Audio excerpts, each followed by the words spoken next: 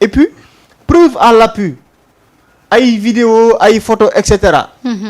numéro 9 bi par exemple sànq bi ma si am na ko ma ne numéro 9 moo ma si gën a naqari. kenn xamul numéro 9 c'est-à-dire une personne qu'on voit mu yor benn arme nii di dox si mbedd yi.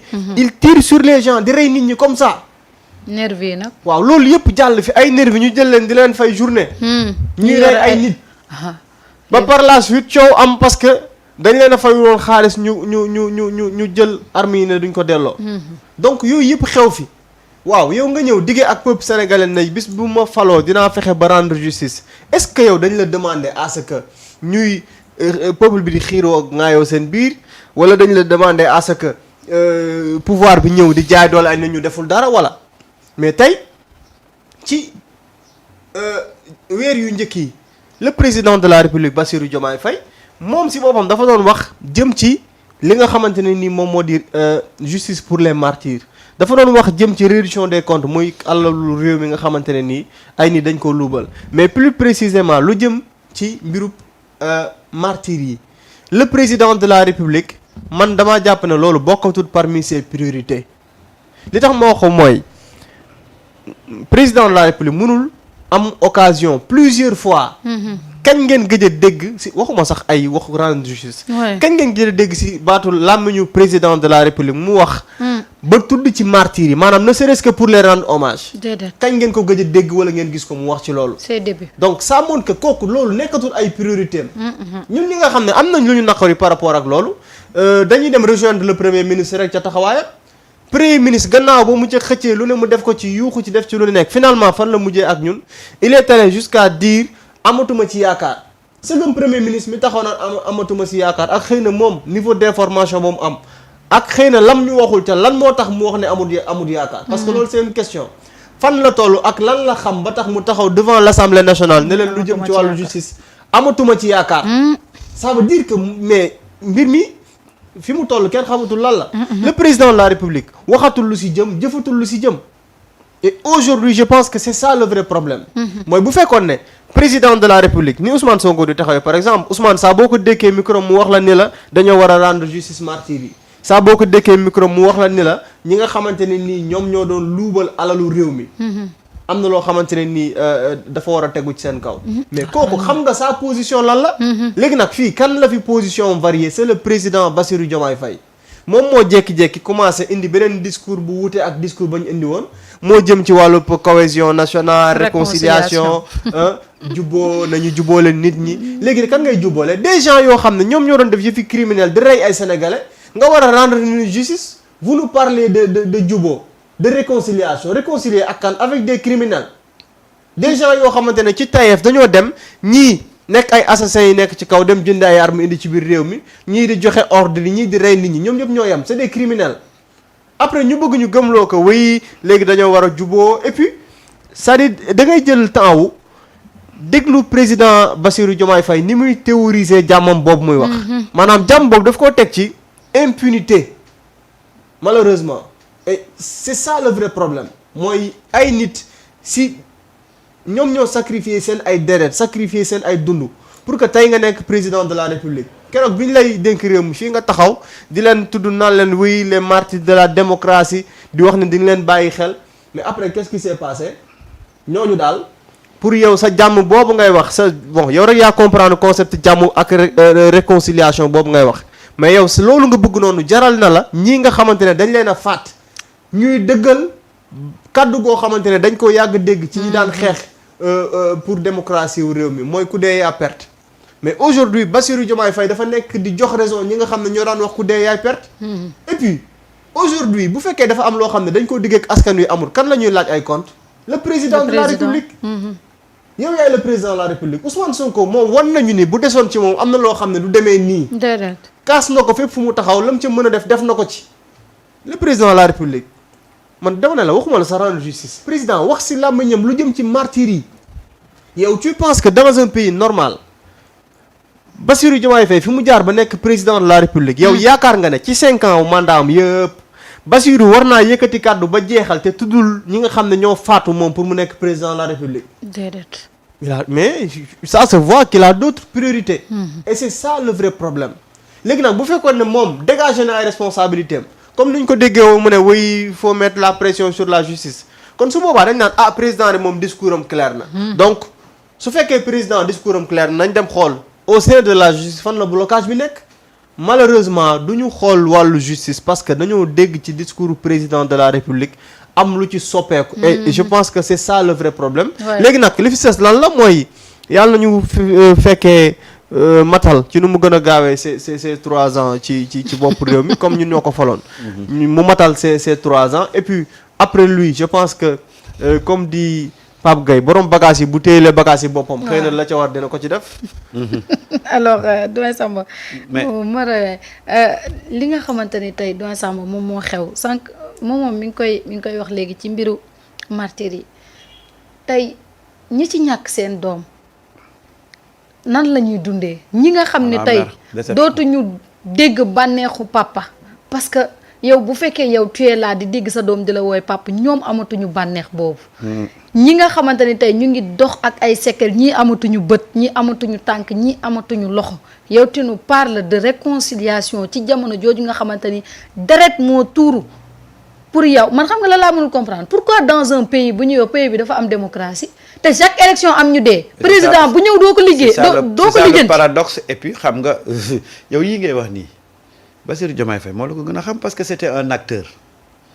acteur la. ñi acteur politique la woon bi événement yi di am ñi ñàkk seen bakkan xam na ko ñi ci gaañu xam na ko ñi ci tëj xam na ko parce que am na ci ñoo xam ne dañ ko fekk biir kaso donc tout ça il le sait li ngay wax ni yëpp xam na ko mais est-ce que aujourd'hui loolu mooy priorité xam nga c'est là où loolu lay fàtte nag ci sénégalais bi perception bi ñuy am ci moom da koy fàtte parce que gis nga cette question là de justice pour les martyrs cette question de reddition des comptes là suñ ko limité ci ne combat patriote yi la rek ku ko ci limité yaa ngi nax sa bopp gis nga les sénégalais yi nga xam ne bokkuñ ci benn parti yii ñoo leen taxoon a jóg et malheureusement bu ñuy def seen ay stratégie politique du ñu tenir compte ci ces sénégalais là nga xam ne lii moo taxoon ñoom ñu votel ko ñoom dañuy foog ne rek c'est un jeu de ping-pong qui doit se passer entre Pastef et la coalition entre Pastef non sénégalais yu bari tey boo gisee ñu mer c'est parce que ces questions essentielles là nga xam ne moo leen taxoon a xeex moo taxoon ñu wàcc ci mbedd moo taxoon ñu def ay sacrifices ces questions là n'ont pas été prises en compte te ces sénégalais là ñoom la ñuy wax la masse silencieuse ñooñu ñooy jóg ñooy dem di voter ji xanaa xamuloo ne tey s'ils avaient réglé ces 2 questions là moo xam mu créer coalition moo xam mu créer parti moo xam boobaa Sénégal la ñuy toog rek di ko seetaan noonu côté politique mais xam nga li gën a métti sénégalais yi mooy des sénégalais se sont levés pour dire que on a tué des gens on a brimé des gens on a blessé des gens on a emprisonné des gens régime def ko tey li gën a jaadu mooy il faut que ñu taqalikoo ak ce régime là ba pare nag ñu teg leen ñu layoo ak askan wi sénégalais yi ci bari loolu moo leen taxaw moo déterminer seen vote mais suñu foogee ne cette affaire de reddition des comptes là cette affaire de justice pour les martyrs là ça se résume au parti Pastef foofu ñu ngi c'est-à-dire que ñu ngi c'est mal connaître ce qui s'est passé et xam nañ ko maintenant pourquoi il veut pas se prononcer sur ces 2 questions là lu tax loolu lan moo fi nekk lu gën a urgent lu romb ñaari question yooyu deuxième mandat mais c'est pas comme ça qu'on le règle du loolu nañ koy régler tey nee na les populations ont le droit de faire la pression sur la justice loolu la waxoon ma ne xam nga loolu la waxoon mais yow le gardien de la justice yow lan ngay def pour jàppale ces populations là à ce que seen doléance ñu régler ko lan ngay def les populations sont en train de faire la pression parce que organiser une marche c'est une forme de mettre la pression sur pour ñu diligenter dossier bi et c'est la deuxième fois que ces familles-là organisent cette marche-là avec le cœur meurtri. ñaaw na de. donc non gis nga. ñaaw na torop. lépp lañ mënoon xalaat. ba mu des lii. ba mu des na ñun danañ ñëw ci régime Pastef Bassirou Diomaye Faye nekk président de la République ñu toog 2 ans ay famille yi nga xam ne ñoo xeex ba indi ko tey ci pouvoir bi famille yooyu wàcc di réclamer justice pour seen ay doom yu ñu faat pour seen ay doom yu ñu gaañ pour seen ay doom yu ñu emprisonné c'est ça qui est désolant. yal nañu yàlla musal ci. maintenant quelle lecture le citoyen bi di am ban sentiment le citoyen bi di am. sentiment de déception. exactement. fi mu ne nii ñëpp am déception. moo tax déception totale. lan moo tax xool leen. boo gisoon ba nga daan génn ñu lay may ay cœur. léegi ngay génn ñu lay carton rouge. waaw nga xam ne ñaari yoon xam nga les hommes politiques des fois dañuy def politique te duñu fàtte dañuy fàtte la main silencieuse gis nga les Sénégalais qui votent ñu ci bari bokk ñu ci benn parti politique. déedéet. dañuy toog seen kër di dégg ngay wax di dégg ngay promettre ñu toog di la xaar. def jot defoo ñu jël seeni matukaay. wallaay foofu la Sénégalais yi toll foofu la les patriotes toll. man dama lay wax Marieta gis nga Sonko lam waxoon ne amatuma yaakaar ci reddition des comptes. moom kay ba mu ko ñàkkee la ko ñëpp ñàkk. man dama laa wax ne man dama laa wax ne. ki ma gëm muy sama certitude à 100% muy loo xam ne man daanaka yaqin la ci man. man damaa gëm ne ces questions là Ousmane Sonko moo ko fi mën a régler. ndeysaan dafa jàppoon ne ki mu fi teg mën na koo régler. mais man malheureusement. man de gis nga buñ ko régler ci mandat bii. lu may bett lay nekk. li Ousmane amatul yaakaar moom. pour être vraiment honnête et sincère man buñ ko régler ci mandat bi lu may bett lay nekk moo tax nag man dama nekk ci benn dynamique boo xam ne mooy vivement que Ousmane soit élu en 2029. incha allah. mais nag waruñu woon xaar loolu. en fait waaw mais waruñu xam nga waruñu ko woon xaar. parce que mënoo taxaw devant tous les Sénégalais campagne ñaar su ma yéegee xale yi ki leen rey dinañ ko xam su ma yéegee alalu askan wi ñi ko lekkoon dinañ ko goqi ba tey kenn goqiwul dara. ñëpp ngi ànd ak alal ji dem. loolu laa lay wax. jël ci alal jooju yow di ñëw di la ci xeexee. waaw mais à travers. ay nit waaw léegi yow boo gisee loolu dootoo fi nekk naan waroon nañ romb na la. ci ma yaakaar nañ ko weccee xanaa. léegi nag xam nga lu ñuy def. mooy. moi je dis une fois encore.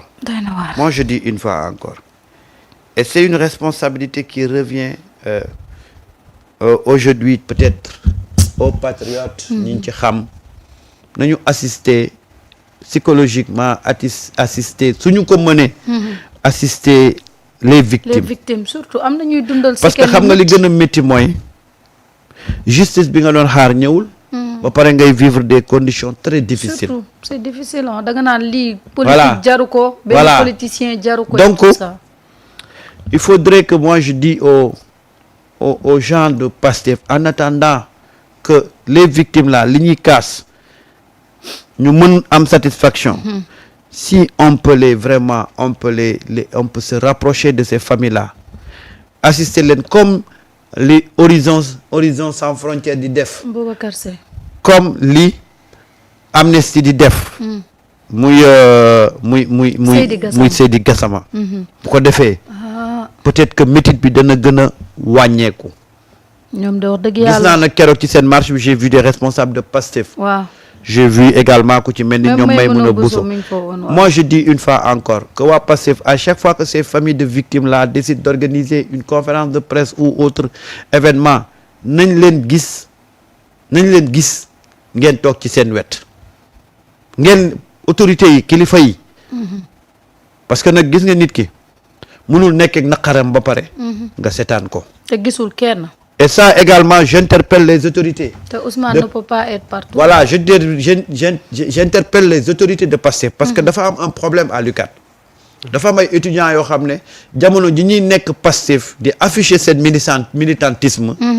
dañ leen dàqoon de façon arbitraire ces étudiants là ba tey ñu ngi def lu nekk pour intégrer waat université mais dañu retrouver wu seul ci combat boobu donc suñu leen mënee dimbale parce que dàq bi ñu leen dàq c'est juste que cette appartenance à Pastef à l'époque parce que à l'époque se réclamer de Pastef crime la woon et ñooñu nañu xool nan lañ leen ni jege jàppale leen et ça moi je pense que il revient aujourd'hui aux responsables du parti vraiment de faire ce travail-là. Et l'actuel ministre de l'enseignement supérieur. waaw monsieur Daouda Ngom. xam nga situation bi yaa ngi ko maa ngi ko naroon fàtte. c'est-à-dire li nga xam ne moom la communiqué bi indi dañ ci wax ni en date du 26 juillet après plus d'une année d'attente. Pastef UCAD avait alerté sur la situation des étudiants patriotes de l'UCAD, injustement sanctionnés dans un contexte politique aujourd'hui révolu, suspendus ou exclus pour le seul engagement sous le régime de Macky Sall. Ces étudiants ont vu leur parcours brutalement interrompu. Si quelques avancées ont été notées, une partie importante reste à ce jour confrontée à un silence incompréhensible. Pastef UCAD refuse que cette injustice perdure car derrière ces dossiers, il y a des vies suspendues, des rêves fragilisés et une jeunesse qui, malgré deux années d'attente et de sacrifice, 2 années ont passé, 2 années d'attente, 2 années de sacrifice, 2 années pendant lesquelles ces jeunes ont regardé leur avenir s'éloigner, impuissants pendant que le temps, lui, ne s'arrête jamais.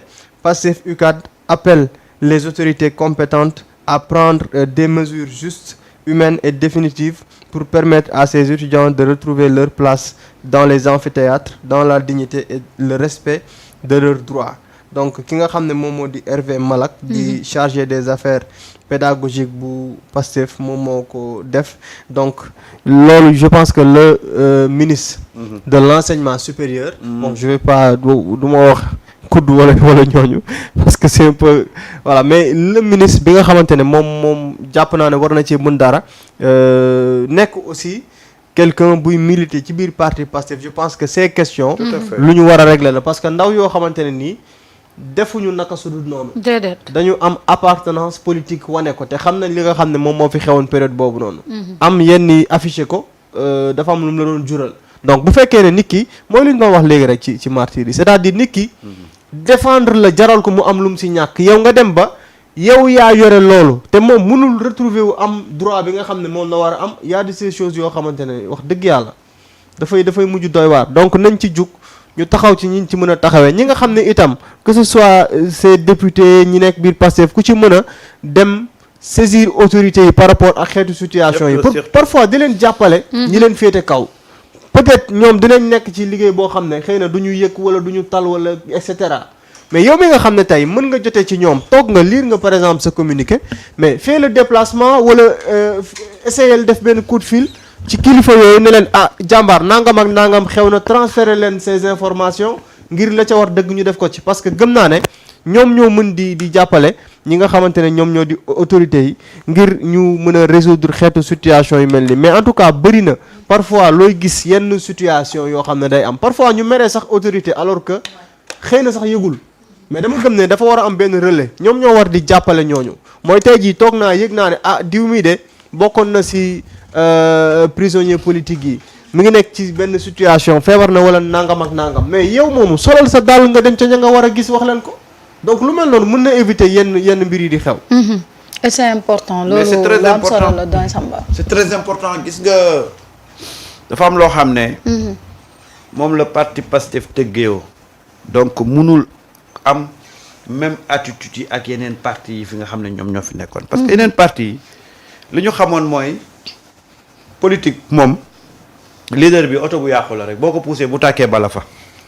loolu woon na de. mais le Pastef n'a pas vendu ça au Sénégal.